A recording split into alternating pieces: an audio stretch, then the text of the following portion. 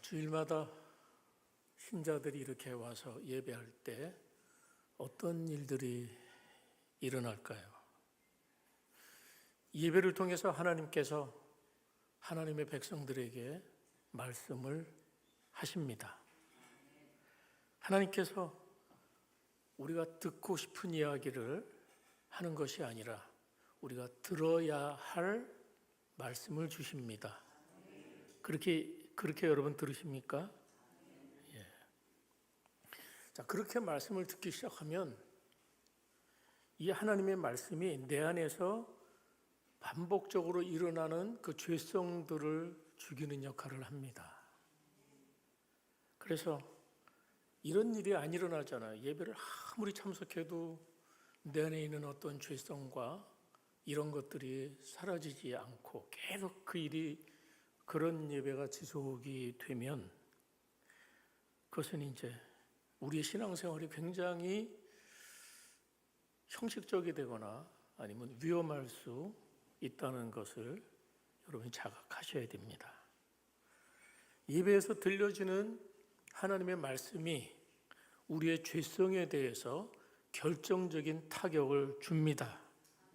그리고 우리 안에 있는 하나님의 형상이 있잖아요. 우리 하나님의 형상, 신적인 그런 거룩함들을 이제 새롭게 구별하는 것이죠.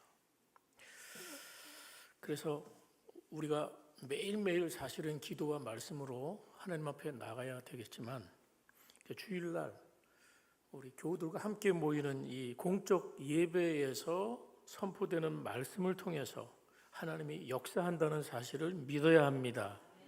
그렇습니다. 그래서 이 싸움에서 우리가 세상을 살면서 언제나 진리와 비진리의 싸움 하잖아요. 그때 우리는 이 예배 속에서 싸울 힘을 얻는 것입니다. 그리고 싸움에 살면서 지치잖아요. 그 지쳤던 영혼들이 또 이 하나님 말씀을 들으면서 힘을 얻는 일이 반복이 되고 일어나게 되기를 바랍니다. 자, 한번 인사하겠습니다. 오늘도 말씀을 들으면 삽니다. 아멘. 네. 여러분 혹시 버킷리스트란 말을 아십니까? 다 아시죠? 혹시 여러분은 버킷리스트를 써본 일이 있으십니까? 이 버킷리스트는 죽기 전에 내가 해보고 싶은 목록을 적는 것을 가리켜 버킷리스트라고 합니다. 가령 예를 들면 여러 가지 있을 수 있겠죠. 스카이다이빙을 한번 해보고 싶다. 또는 어디 멋진 여행지를 거기는 내가 꼭 죽기 전에 가봐야 되겠다. 그게 여러 가지 일들이 있을 수 있지 않습니까?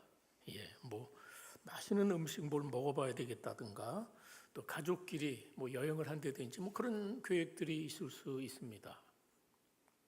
제 버킷리스트 가운데 하나가 뭔지 아십니까? 그것은 제가 머리에 파마를 하는 거였어요. 파마를 했을까요? 못했을까요? 한번 했습니다. 몇 년 전에 용감하게 나도 한번 해볼 거야. 근데 별로 반응들이 좋지 않더라고요. 그래서 말았죠. 그리고 자, 오늘 여러분 자기가 죽기 전에 꼭 해보고 싶은 것이 무엇이냐 하는 것들은 의미가 나름대로 있습니다. 여러분, 우리가 오늘 죽게 된다면 뭐가 제일 아쉽겠습니까? 근데 이상하게도 우리가 평소에 해보고 싶었던 것들 있잖아요. 이런 것도 해보고 싶고 저런 것도 해보고 싶다. 그래서 많은 것들이 있는데요. 그런 것들이 막상 살아가는 동안에는 그게 전부인 것 같아요. 그걸 꼭 해봐야 행복해질 것 같고 왜 나는 그걸 못하나 하는 그런 마음들이 있을 수 있어요.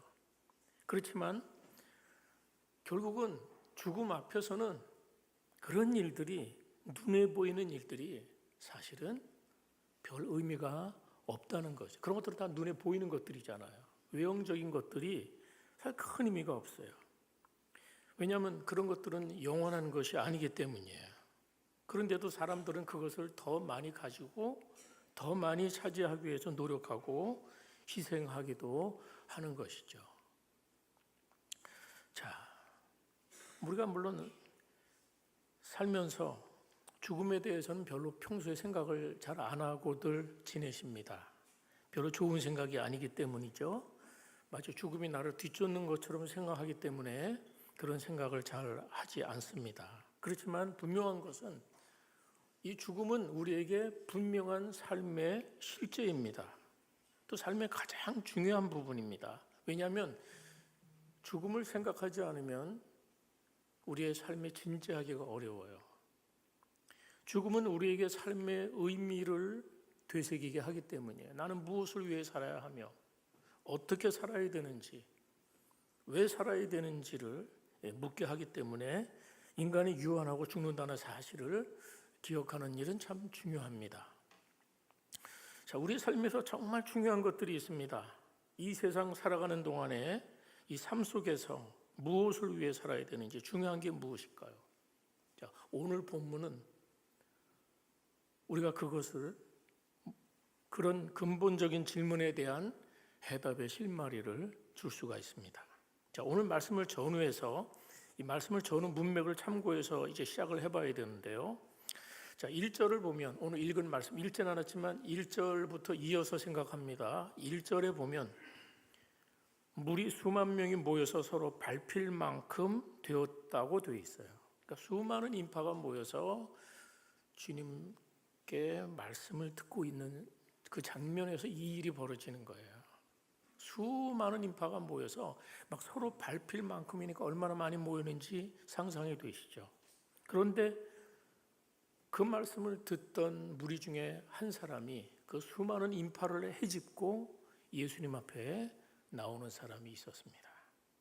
13절 무리 중에 한 사람이 이르되 선생님 내 형을 명하여 유업을 나와 나누게 하소서. 자, 이 사람은 지금 심각한 문제를 가지고 나왔어요. 유산 분배 문제예요. 중요하겠죠? 안 중요해요? 여러분 유산에 관심 없어요? 예. 유산을 분배하는 문제는 상당히 중요한 문제잖아요. 그러니까 이 사람이 수많은 무리들이 함께 모여서 하나님 말씀, 예수님 막 말씀을 전하는데 그 소리가 귀에 들려올까요? 안 들려올까요? 안 들리죠. 자기는 지금 형하고 유산 나누는 문제로 다투기 때문에 아마 형의 유산을 거의 갖고 갔나 봐요. 그러니까 억울하고 분하고 그래서 이제 뭔가 허전한 심정으로 말씀을 듣긴 듣는데 귀에 안 들어와요. 우리가 하나님 말씀 앞에 나와 있지만 어떤 자기의 문제에 골몰을 하고 있는 사람은 하나님 말씀 들을 수가 없어요. 그러니까 이 형제가 아마 그랬던 것 같아요. 그런데 이 사람이 이제 예수님께 와서 뜬금없이 유산 중재를 이제 부탁을 합니다. 자, 모세 율법에 보면 이 상속권에 대한 규정이 있어요. 장남이 많이 가져가요. 거의 그 3분의 2 이상을 가져 2배를 받아요. 그러니까 이 장남이 항상 다른 형제들의 2배를 갖도록 원래는 율법에 규정되어 있습니다. 그리고 그런 규정을 해석하고 규정하는 사람들이 누구냐? 그게 율법사들이고 랍비들이기 때문에 예수님을 랍비라고 생각했기 때문에 랍비 되시는 예수님께 와서 이 질문을 던진 거예요. 그래서 예수님의 좀 고은이를 이용해서 이 문제를 해결했으면 좋겠다. 그런 생각이 든 것이죠. 자, 예수님의 답변을 보겠습니다. 14절입니다. 자, 14절 함께 볼까요? 시작. 이르시되 이 사람아 누가 나를 너희의 재판장이나 물건 나누는 자로 세웠느냐 하시고. 예, 나는 재판장이나 물건 나누는 자가 아니라고 말씀하세요. 이 문제를 해결할 수 없다는 얘기가 아니에요. 예수님은 이런 일 때문에 이런 일을 해결하려고 내가 이 땅에 온 게 아니다. 그런 얘기예요. 유산을 나누는 일을 능가하는 영혼을 구원하는 일을 하러 주님이 이 땅에 오셨죠. 그래서 예수님께서는 이 사람이 유산 나누는 것보다 더 근본적인 문제가 있다는 걸 이미 아셨어요. 그걸 간파하셨어요. 그래서 이 형제의 문제가 무엇인지 봤으면 좋겠다라는 생각을 가지시고 그 근본적인 문제를 접근하기 시작하십니다. 자, 15절 보세요. 15절 주님의 진단은 무엇입니까? 삼가 모든 탐심을 물리치라. 사람의 생명이 그 소유에 넉넉한 데 있지 아니하니라. 자, 한마디로 탐심을 물리치라는 거예요. 예수님의 이 답변은 아주 단호합니다. 탐심을 물리쳐라. 그리고 사람의 생명이 소유에 넉넉한 데 있지 않다고 말씀하세요. 일사적으로는 돈으로 생명을 살 수 없다는 그런 의미겠죠. 그러니까 사람의 생명은 오로지 하나님의 손에 달려 있습니다. 그러니까 아무리 우리가 소유가 넉넉해도 우리의 생명은 어쩔 수 없어요. 그렇습니다. 그 죽음 앞에서는 참 공평한 것 같아요. 죽음 앞에서는 부자든지 가난하든지 공평하다는 거예요. 물론 돈이 많으면 생명을 조금 더 연장할 수는 있어요. 좋은 의술에 빌려서 생명을 조금 더 연장할 수 있을지 몰라도 근본적으로 그 생명을 영원히 지키지는 못하는 것이죠. 그래서 우리는 이 영혼의 유한성과 한계 앞에서 뭐가 중요한지를 묻게 된다. 제가 아까 버킷리스트에 얘기하면서 죽음의 의미를 생각하는 질문을 던지지 않았습니까? 그래서 이 생명이 소유에 넉넉한 데 있지 않다 하시는데, 이 생명이라는 게 헬라 원어로 조에라는 단어인데요. 이건 그냥 살아있는 정도가 아니에요. 그냥 단순히 살아가는 의미가 아니라 질적인 삶을 이야기하는 거예요. 아주 의미 있고 보람 있고 기쁨으로 가득한 삶을 의미하는 것이에요. 그래서 참된 생명이 무엇인가 가르쳐주기 위해서 이제 예수님께서는 예화 하나를 두셨어요. 한 이야기를 들려주셔요. 기가 막힌 예화를 들려주셔요. 어리석은 부자 농부 비유입니다. 이거는 이제 실화가 아니고 이것도 예수님이 만들어낸 이야기예요. 지어낸 이야기예요. 지난번에 선한 사마리아인도 예수님이 어떤 진리 교훈하기 위해서 만들어내시지 않았습니까? 이 이야기도 마찬가지예요. 그래서 이 사람에게 탐심을 물리치라고 했는데 탐심이 어떤 것인지 구체적으로 말씀하시기 위해서 이 이야기를 지어내신 거예요. 이야기를 보겠습니다. 주님은 한 부자 농부의 이야기를 비유로 들려주세요. 16절 보세요. 한 부자가 그 밭에 소출이 풍성하매, 좋은 일이죠. 한 부자 농부가 농사를 지었는데 대단한 소출을 이루었어요. 참 좋은 일이에요. 기대 이상으로 수확을 했어요. 쉽게 말하면 인생이 잘 풀렸다는 이야기예요. 만약에 그가 농부가 아니고 사업가였다면 사업에 성공을 했다, 뭐 그런 얘기예요. 그가 학문을 하는 사람이라면, 학자라면 그가 학문적인 대단한 성취를 이루었다, 이런 얘기예요. 이 농부에게 밭에 소출이 풍성했다는 것은 또 한편 그가 얼마나 성실하고 열심히 살았는지를 보여주는 것이에요.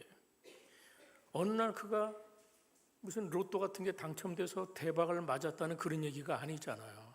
그는 성실히 일했어요. 성실히 일해서 엄청난 수확을 거두고 적어도 그 일에 관한 한 성공을 했다, 이런 이야기라는 거예요. 그런데 그 소출이 많아지니까, 소출이 풍성해지니까 한 고민이 하나 생겼어요. 그래서 가르쳐 우리는 행복한 고민이라 그래요. 이런 고민을 하고 살았으면 좋겠어요. 내가 곡식을 쌓아둘 곳이 없으니 어찌할까? 여러분 이런 고민하고 싶지 않으세요? 내가 돈을 넣어둘 곳이 없으니 이 금고를 얼마나 더 큰 걸로 바꿔야 될까? 뭐 이런 고민하면 좋잖아요. 이 소출이 풍성해졌다, 인생을 나름대로 살아서 승리했다, 또 돈이 많아졌다, 그 얘기잖아요. 그때 해야 되는 고민이 뭐냐를 한번 생각해 보세요. 더 크게 늘리자가 참된 고민인지. 여러분이 만약에 이 상황이라면 여러분은 어떻게 하셨을까요?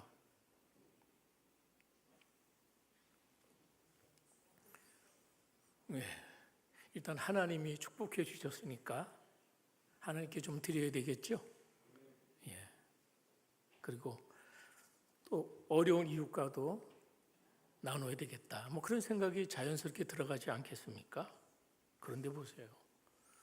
오늘 예수님이 소개한 이 부자의 경우는 그렇게 성공을 했음에도 불구하고, 그렇게 큰 부자가 되었음에도 불구하고 그에게는 하나님께 대한 감사도 없고요, 이웃에 대한 배려도 없고요. 오직 그는 자기 자신뿐이라는 거예요. 오직 자기 생각만 하는 것이에요. 자, 18절, 19절 함께 보겠습니다. 18절, 19절 시작. 또 이르되 내가 이렇게 하리라. 내 곡간을 헐고 더 크게 짓고 내 모든 곡식과 물건을 거기 쌓아두리라. 자, 또 내가 내 영혼에게 이르되 영혼아 여러 해 쓸 물건을 많이 쌓아두었으니 평안히 쉬고 먹고 마시고 즐거워하자 하리라 하되. 네. 자, 그런 소출이 많아지니까 내가 이렇게 하리라. 지금 너무 잘 돼가지고요. 이제 남은 생을 충분히 살고도 남을 만한 재물이 되었어요. 그렇게 판단이 되니까 지금 그 곡간을 헐고 더 크게 지어서 거기다 쌓아둬야 되겠다. 이 정도면 이 사람은 앞으로 먹고 살 걱정은 없겠죠. 거기다가 노후 대비까지 충분히 되어진 거예요. 스스로 말합니다. 또 내가 내 영혼에게 이르되 영혼아 여러 해 쓸 물건을 많이 쌓아두었으니 평안히 쉬고 먹고 마시고 즐거워하자.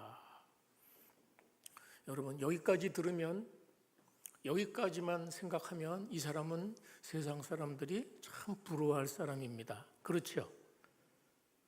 그래서 그에게 주어진 부에 대해서 만족하면서 장밋빛 청사진을 그려가고 있어요. 그런데 바로 그 부자를 향한 하나님의 말씀을 들을 필요가 있습니다. 자, 20절이에요. 20절 함께 볼까요? 시작. 하나님은 이르시되 어리석은 자여 오늘 밤에 내 영혼을 도로 찾으리니 그러면 내 준비한 것이 누구의 것이 되겠느냐 하셨으니. 예, 단호하죠. 아까 탐심을 물리쳐 하고 이야기하고 유산 분배 가지고 고민하고 있는데 탐심을 물리쳐 이렇게 얘기하시더니 이제 이 이야기를 통해서 이 부자를 향해서, 누가 봐도 세상 부러워할 것 없는 부자를 향해서 주님은 단호하세요. 어리석은 자야, 어리석은 자야. 너 참 바보구나. 뭐 그런 말이잖아요. 이 놀라운 반전 아닙니까? 세상 사람들이 다 부러워할 만한 그런 삶인데 하나님은 어리석다고 하세요. 여러분 상상해 보세요. 만약에 이 이야기가 지어낸 이야기가 실제라고 생각해 보세요. 그날 밤 이 부자가 실제로 죽었다고 가정해 보세요. 그러면 평소에 그를 부러워했던, 와, 저 사람 참 성공했구나, 저 사람 참 부자네 하고 부러워했던 그 사람들이 이 사람에 대해서 뭐라고 말할까요? 그 사람 참 안 됐어. 세상에 참 불쌍해. 그 많은 것을 그렇게 애써 모으고 그렇게 노력하고 부자가 됐는데 이제 쓸만하니까 갔네. 남 좋은 일만 했네. 우리 주변에도 그런 분들이 있거든요. 정말 못 먹고 못 입고 정말 좋은 일 하다가 이제 살만해졌는데 써보지도 못하고. 성실히 살아서 재물을, 이 사람이 재물을 잘못된 투자했다는 말은 없습니다. 나름대로 자기 인생에 성실하게 일해서 남은 인생을 위해서 그는 현명하게 투자할 줄도 알고요. 그리고 은퇴를 대비해서 은퇴 자금도 두둑히 남겨두면서 행복한 노년을 보내겠다 이렇게 했어요. 그런데 어떻게 됐다고요? 그 모든 것이 쓸모가 없어졌다 그런 얘기예요. 그러니까 지금 주님이 어리석다고 하신 그 주님의 말씀에는 사람들이 생각하는 참 안 됐네 하는 이 정도가 아니란 얘기예요. 그 이상의 의미를 여러분 찾으셔야 돼요. 그리고 이 어리석고 무분별한 사람에 대한 결론이 중요해요. 그 결론은 무엇입니까? 이 사람에 대한 인생의 결론이 21절에 나와요. 자, 21절 읽어볼까요? 시작. 자기를 위하여 재물을 쌓아두고 하나님께 대하여 부유하지 못한 자가 이와 같으니라. 이 사람은 자기를 위해서 남은 생을 먹고 살 뿐만 아니라 어쩌면 2대, 3대까지 먹고 살 만큼 재물을 모아놨어요. 그렇지만 그는 한 가지, 하나님께 대하여 부유하지 못했다는 것입니다. 그러니까 이와 같다는 말은 분별력이 없다는 말이잖아요. 예? 어리석고 분별력이 없다 그런 말이에요. 재미있는 것은요, 우리가 누가가 이 표현을 하면서 이 재물을 쌓았는데 강조점이 어디 있냐면 이 재물을 벌었어요, 쌓았어요. 근데 누구를 위해서라고 강조하고 있습니까? 자기를 위해서.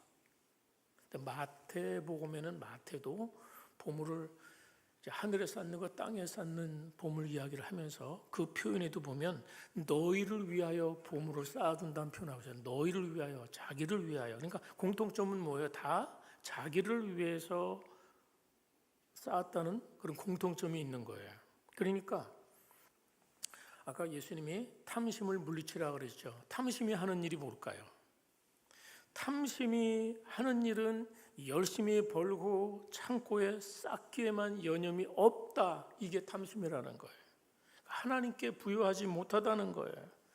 우리가 하나님께 부여하다는 건 뭡니까? 땅에 쌓아두지만 하고 하늘에 쌓아둔 보물 이야기하지 않습니까? 그런데 그것은 하늘에 쌓는 것은 여러분 뭘 의미하겠어요? 보물을 하늘에 쌓는다. 뭘 의미합니까? 물론 하나님께 드리는 헌금도 거기에 해당할 수 있죠.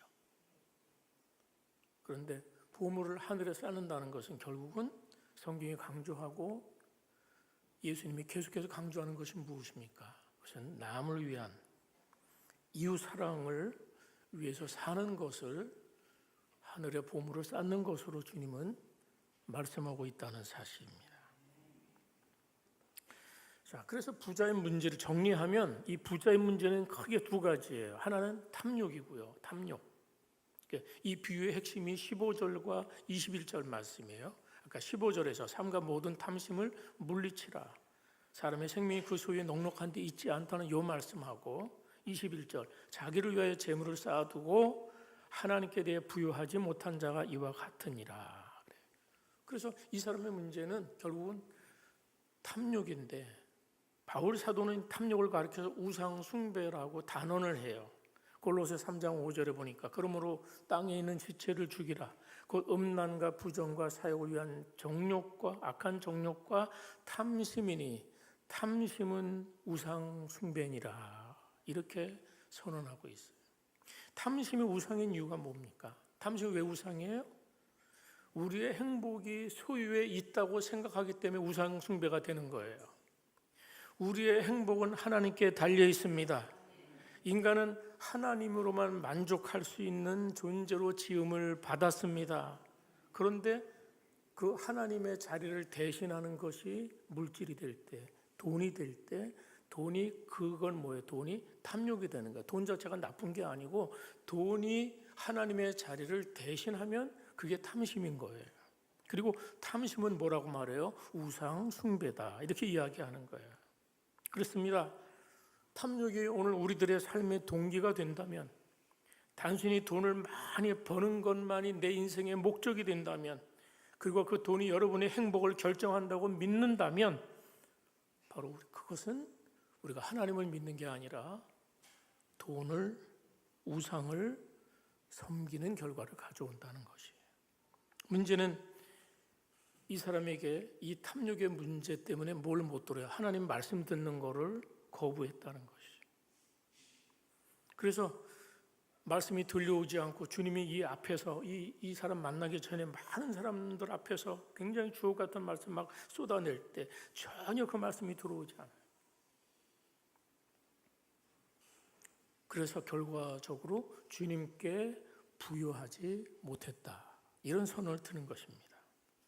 사랑하는 여러분, 우리는 이 탐욕에서 벗어나는 게 쉽지 않다는 것을 다 아실 것입니다. 왜냐하면 이 탐욕의 정신과 유혹이 우리가 살아가는 세상 도처에 있기 때문이에요. 견물생심이라 그러잖아요. 견물생심. 우리가 너무 많은 걸 보고 살아가요.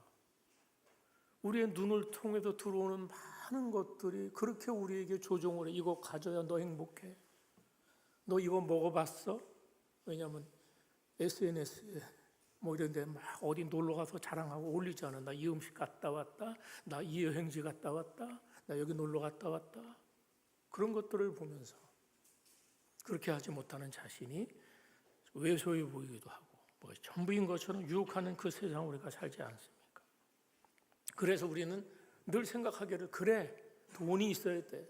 돈이 있어야 이것도 하고 저것도 하고 그것이 나를 만족하게 하고 그것이 나를 행복하게 할 거야. 끊임없이 우리에게 이 교육이 주입이 되는 것이죠. 그래서 단순히 우리가 예수 믿으면서 그냥 성실히 사는 게 우리의 삶의 목적이 되어서는 안 돼요. 성실히 사는 거 중요하죠. 그렇지만 성실히 산다고 성실히 사는 삶에 우리 안전이 있는 게 아니라 그렇다면 이 비유 속의 어리석은 부자와 뭐가 다르겠습니까? 이 어리석은 농부 부자는 잘못된 방법으로 부를 축적했다고 하지 않아요. 그는 열심히 살았어요. 투자도 할 줄 아는 사람이야. 잘 그런 걸 해서 성실하게 부와 노력을 성공을 거둔 사람이에요. 그런데 하나님은 그에 대해서 하나님께 부여하지 못하다라고 선언하시지 않습니까? 자, 이 부자의 또 하나의 문제는 무엇일까요? 그것은 만족을 모르는 자기 사랑이라는 거예요. 만족을 모르는 자기 사랑. 그는 자기가 쌓아둔 재물로 어떻게 이야기했어요? 평안히 쉬고 먹고 마시고 즐거워하자. 자, 뭐 이거 누가 보면 이게 무슨 잘못이야 이럴지 모르겠어요. 근데 이 사람이 과도하게 자기를 사랑하고 있다는 게 어디 나타나냐면 이 비유 속에 나타나 있어요. 보세요. 이 부자의 말을 한번 쫙 보세요. 나라는 단어가 계속 나와요. 나라는 단어. 내가, 내 곳간에, 내 모든 곡식, 내 영혼. 우리 한글 성경에는 나하고 관련된 단어가 6번 나오는데요. 이게 영어는 특징이 주어가 우리 한국 사람들을 말할 때 주어 많이 빼고 얘기하잖아요. 영어는 주어를 꼭 들어가기 때문에 나라는 말이 11번이나 나와요. 그러니까 온통 이 사람은 나. 그래서 이 사람이 탐욕의 종류는 과도한 자기 사랑이라. 이 부자는 그래서 철저하게 자기 중심적인 삶을 사는 사람이죠. 다른 말로 말하면 자기밖에 모르는 사람. 그 머릿속에는 그러다 보니까 하나님도 없고 결국은 이웃도 없었습니다. 그렇습니다. 탐욕의 특징이 뭐냐? 자기를 위해서는 아낌없이 허비하지만 타인을 위해서 인색한 게 과도한 자기 사랑이에요. 사랑하는 여러분, 우리가 탐욕을 부추기는 그런 것들로 가득한 세상에 살면서 그러면 오늘 우리는 이런 탐욕을 어떻게 극복할 수 있겠습니까? 이 세상의 정신과 방식은 온통 부자가 되는 세상이에요. 자본주의 사회에서 특별히 이 부는 얼마나 중요한지 여러분 아실 거예요.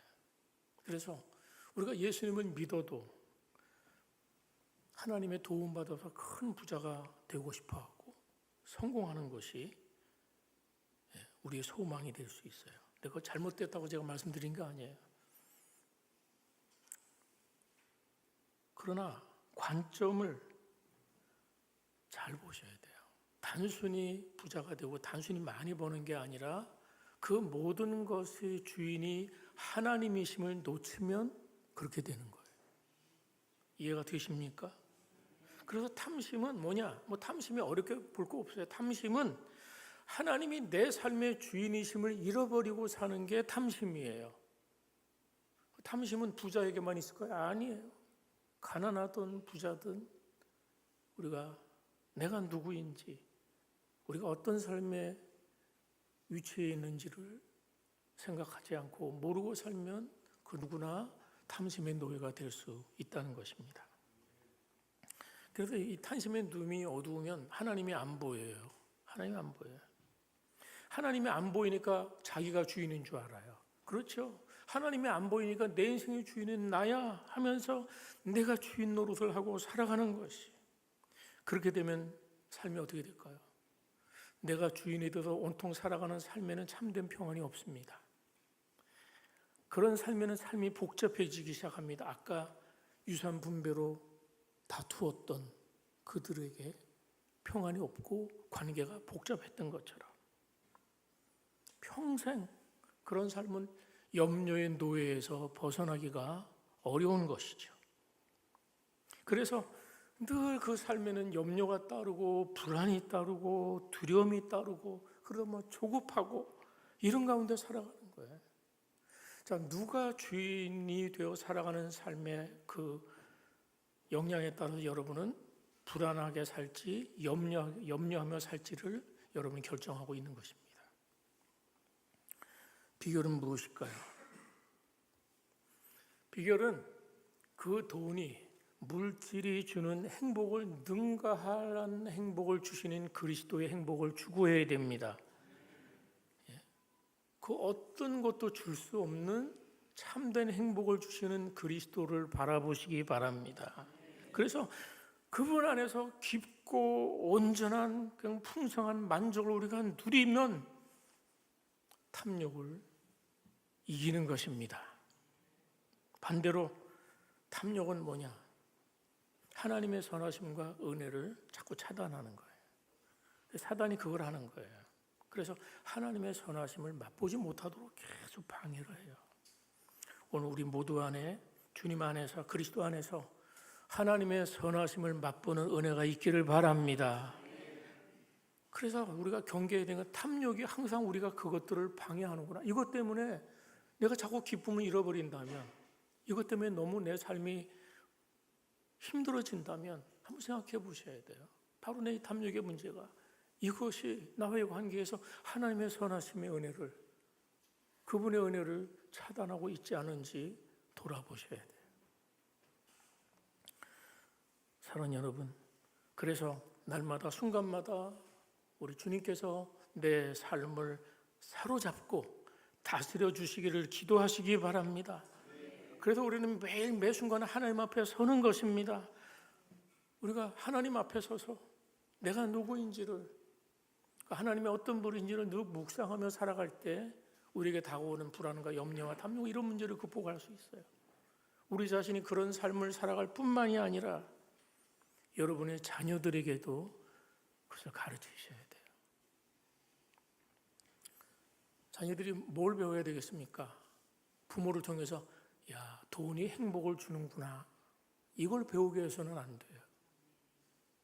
우리 부모의 삶을 보니까 아, 돈이 행복을 주는구나. 그걸 배우는 것이 아니라 하나님을 경외하는 것이 최고의 행복이구나.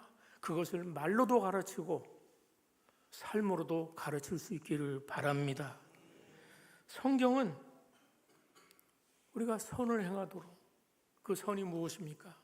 재물을 나눠주는 것을 굉장히 중요한 덕목으로 가르치고 있습니다. 디모데전서 6장 18절 보시면 선을 행하고 선한 사업을 많이 하고 나누어주기를 좋아하며 너그러운 자가 되게 하라. 이것이 탐욕이 이끄는 인생을 살지 않게 되는 비결이에요. 그 부에 마음을 쏟거나 두지 않고 선을 행하고 선한 사업을 많이 하고 나눠주기를 좋아하고 너그러운 자가 되어야 한다는 것이죠. 그렇습니다. 바로 이런 말씀들이 우리의 생각을 바꿔줍니다. 그래서 우리는 하나님의 선하심을 맛보아 아는 길이 여기에 있는 것이죠. 어디 있어요? 부의 마음을 두지 않고 선을 행하고 선한 사업 위해서 나누는 삶을 살면 하나님의 선하심을 맛보아 아는 것입니다. 그러니까 그런 삶이 있으면 하나님의 선하심과 또 하나님의 채우심을 경험해요. 흘려보내면, 나눠주면 줄어드는 것이 아니라 채워지는 은혜를 또 경험하고 또 채워지는 것 이전에 하늘의 풍성함을, 하나님의 선하심을 경험하는 것입니다. 저는 우리 여러분 안에 이런 하나님의 선하심의 경험이 풍성하기를 바랍니다. 그 가장 좋은 방법 중에 하나가 뭐냐?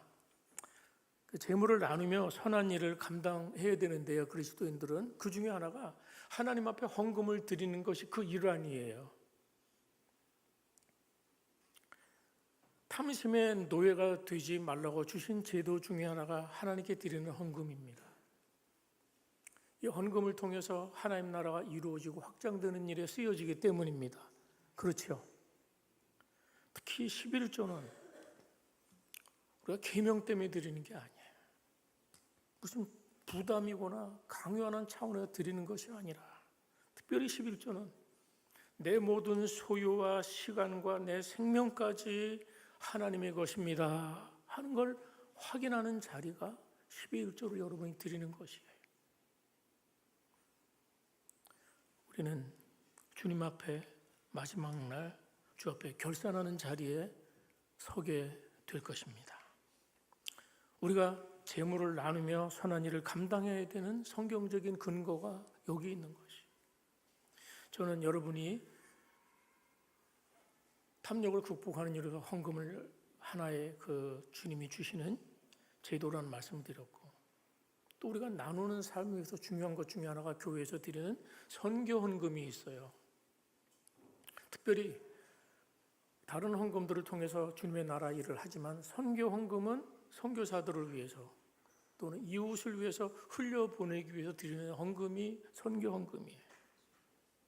우리는 종종 감사절과 성탄절 절기 헌금을 연보로 드릴 때가 있어요. 연보는 이웃을 위해서 드릴 때 연보라는 거예요. 옛날에는 헌금을 연보라 그랬어요. 옛날 교회다 연보 그랬어요.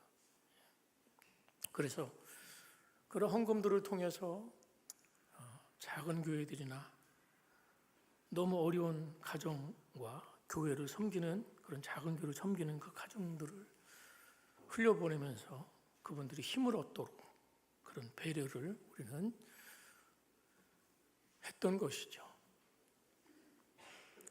특별히 하나님이 우리에게 은혜를 주셔서 이 예배당을 지으실 은혜를, 큰 은혜를 우리에게 주셨어요. 그것은 하나님의 은혜입니다. 그래서 우리는 그 은혜가 너무 감사해서 건축 시작하기 전에, 건축 시작하면서 10분지 1을 뗐어요. 10분지 1을 떼서 4천만 원을 흘려보내는 일을 했어요. 저는 이런 일들이 주님이 마지막 날 기억하시는 수고가 되는 줄 믿습니다. 주님이 기뻐 받으실 만한 수고와 인정할 만한 그런 일들이에요.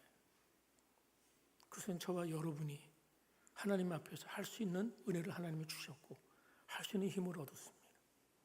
그렇습니다. 이후로도 우리가 하나님 앞에 서서 잘해야 하는 일들은 더 잘해야 되겠죠. 우리가 그 일을 더 잘하기 위해서 하나님이 예배당을 주셨습니다. 그런 일에 우리가 쓰임받는 일에 헌신하도록 우리에게 부름받았다는 사실 우리가 잊으면 안 됩니다. 그래서 오늘도 탐욕에 지배하는 세상을 살면서도 어떻게 하면 내가 하늘의 선하심을 맛보고 살아갈 수 있는지, 하나님의 선하심이 어떤 것이라는 걸 증거할 수 있고 나눌 수 있는 사람들로, 걱정 많고 염려가 많고 불안 많고 두려움 많은 세상을 살지만 그 속에서도 그것보다 더 크신 주님의 부유함을 체험하면서 그런 놀라운 주님을 증거하면서 살 수 있는 부유함의 은혜가 오늘 저와 여러분 안에 있습니다. 사랑하는 여러분, 탐심으로부터 자유와 참된 기쁨, 예수 그리스도께서 내 주인이 되신 삶에 있습니다. 예수 그리스도께서 내 주인이 되시는 그 삶에 있습니다.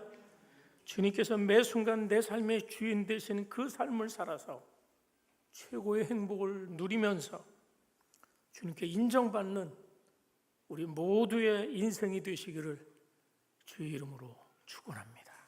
기도하겠습니다.